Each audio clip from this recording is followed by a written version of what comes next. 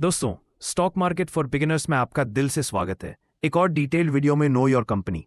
आज हम break down करने वाले हैं एक high growth Indian power sector company के बारे में। नाम है जेपी पावर। वीडियो शुरू करने से पहले please subscribe to my channel. एक सिंपल क्लिक ही तो करना है। और हाँ, ये सारी इन्फॉर्मेशन सिर्फ एजुकेशनल और इन्फॉर्मेशनल पर्पस के लिए है। हम सेबी रजिस्टर्ड एडवाइजर्स नहीं है, तो कोई भी इन्वेस्टमेंट डिसीजन लेने से पहले अपने फाइनेंशियल एडवाइजर से जरूर कंसल्ट करें। चलिए शुरू करते हैं। दोस्तों, शेयर होल्डिंग मिक्स ठीक है, लिक्विडिटी डिसेंट है, लेकिन हाई प्लेज और प्रमोटर डेट लिंक्ड रिस्क को कंसिडर करना जरूरी है। रिपोर्ट्स के मुताबिक प्रमोटर होल्डिंग का 79.2% शेयर प्लेज है, मतलब प्रमोटर स्टेक का मेजॉरिटी कोलैटरल के अंडर है। हाई प्लेज मतलब अगर प्रमोटर्स को लिक्विडिटी चाहिए होगी या पेरेंट ग्रुप स्ट्रेस हुआ तो शेयर्स बेचना पड़ सकता है, जो स्टॉक प्राइस के लिए रिस्क है।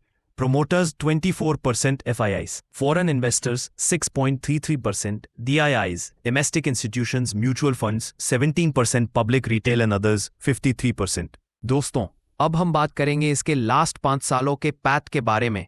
FY 2021 281 crore, FY 2022 107 crore, FY 2023 55.42 crore, FY 2024 1021.95 crore, FY 2025 813.55 crore. FY 2023 ने मॉडेस्ट रिकवरी दिखाया आफ्टर डिफिकल्ट ईयर्स। रेवेन्यू और पैट दोनों ने टर्न। FY 2024 में coal price volatility, regulatory demand issues या प्लांट मेंटेनेंस ने इंपैक्ट किया, रेवेन्यू और पैट डिप हुआ। FY 2025 में कंपनी ने कुछ डेट रिडक्शन इनिशिएटिव्स और कैश बैलेंस इंप्रूवमेंट दिखाया है, लेकिन डिमांड साइड या कमोडिटी प्रेशर्स ने परफॉर्मेंस को प्रेस किया। पैट डाउन हुआ albeit high base year से।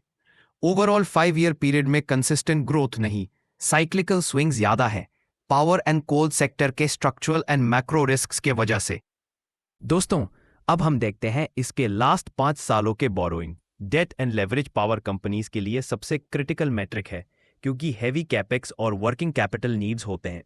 रीसेंट पब्लिक डिस्क्लोजर्स बताते हैं कि जेपी पावर ने डेट को मैनेज करने की कोशिश की है, लेकिन अभी भी सिग्निफिकेंट डेट लोड है। FY 24 total debt long plus short 4241 crore, FY 25 total debt 3765 crore. इसका मतलब डेट में रिडक्शन हुआ है। Cash and bank balances FY 25 1500 करोड़, कैश पोजीशन स्ट्रांग हुआ है। Net debt as of FY 25 2200 crore, FY 24 का नेट डेट 3290 करोड़ था, तो सिग्निफिकेंट रिडक्शन हुआ है। डेट रिडक्शन और कैश बिल्डअप एक पॉजिटिव साइन है। कंपनी अपनी लायबिलिटीज मैनेज कर रही है, पर नेट डेट अभी भी सब्सटैंशियल है, मतलब रिस्क फुली गॉन नहीं हुआ है। अगर लॉन्ग टर्म डिमांड इशू या कोल प्राइस वॉलेटिलिटी आएगी, डेट सर्विसिंग प्रेशर रह सकता है। जेपी पावर एक इंडियन पावर जनरेशन कंपनी है जो थर्मल और हाइड्रो पावर प्लांट्स ऑपरेट करता है। इसका फोकस है electricity generation through coal based thermal plants और हाइड्रो प्रोजेक्ट्स। कंपनी पार्ट है ब्रॉडर जेपी ग्रुप का। की ऑपरेटिंग एसेट्स हैं 1320 megawatt Nigrie thermal plant, 500 megawatt Bina thermal plant Madhya Pradesh और 400 megawatt Vishnuprayag hydro electric plant. Latest 2025 के डेटा के मुताबिक मार्केट कैप अप्रॉक्स 13,000 करोड़ का है। कंपनी पब्लिकली लिस्टेड है under ticker JP power on NSE BSE। Business model broadly traditional power generation है, thermal, hydro, coal mining, coal supply to its thermal plants या कुछ diversification plans जैसे solar PV proposals, environment compliance upgrades भी चल रहे हैं। JP power एक established power producer है विद डाइवर्सिफाइड जनरेशन पोर्टफोलियो, लेकिन power generation sector inherently capital intensive है और डेट और कमोडिटी प्राइस रिस्क के साथ चलता है। दोस्तों, पावर जनरेशन कंपनीज में चैनल वाइज रेवेन्यू मिक्स कुछ अलग होता है, जैसे मैन्युफैक्चरिंग या सर्विसेज फर्म्स से। यहां सेगमेंट्स होते हैं: thermal power generation, coal based, hydro power generation, coal mining, coal supply और supplementary operations, mining, FGD systems, environmental compliance contracts etcetera. Key segments as per recent data and projects: thermal power plants Nigri plus Bina, primary revenue through thermal electricity generation and sale. Hydro power Vishnuprayag 400 megawatt capacity, diversification in renewable, less polluting generation. Coal supply, mining और coal-based input for thermal, Company gets coal supply from captive subsidiary mines or coal procurement. Coal supply plus mining contributes to cost structure and revenue. अगर हम इसके strengths and risks की बात करें तो pros एक diversified generation portfolio, thermal और hydro. Thermal और hydro दोनों का mix है. Electricity demand और renewable drive के बड़े चलती demand मिलती है. 2. Debt reduction and better cash position. FY25 Recent debt cut और cash build-up से balance sheet improved है जो long-term sustainability में help करता है. 3. Operational projects and capacity utilization. Operating thermal plants plus hydro plant plus coal mines. अगर fuel supply और demand stable रहा, revenue generation steady हो सकती है. 4. Potential for diversification and renewable shift. Company ने solar PV plant proposal रखा है 50 megawatts at बिना.